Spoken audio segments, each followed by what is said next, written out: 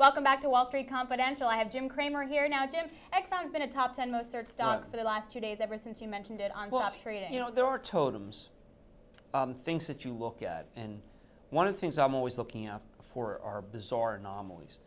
We have a bizarre anomaly that's been lasting for some time now, which is that even, regardless of the direction of the oil futures, Exxon has acted well. Okay, so here's oil falling from 147 to 49.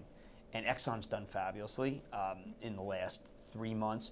But in the most recent time, Exxon has been a fantastic predictor of every rally. And you can just put Exxon on your screen, you're going to know which way it goes. There's no rally that can be sustained without Exxon. It's too big. It can't be manipulated up like it can be manipulated up. GE seems to not be able to manipulate up too many sellers. Microsoft too many sellers.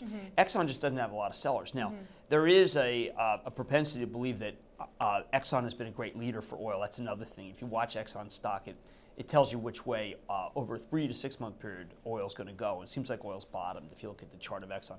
But what I'm talking about is something more insidious. I think that Exxon's being used to create rallies. I think that it's too obvious a signal to me. It's almost like a tell in a card game. Now, it's very hard to ever nail these things down, so I can't predict who's manipulating it.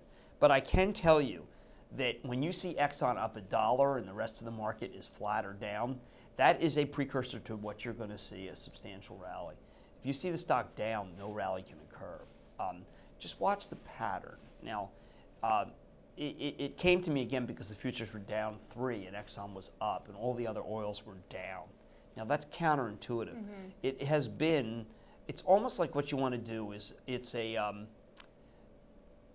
if you're going to manipulate a market up, and there's a lot of manipulation up and down in this market, like, you know, maybe every time you have a good card, you go like that, you know, by mistake, you know.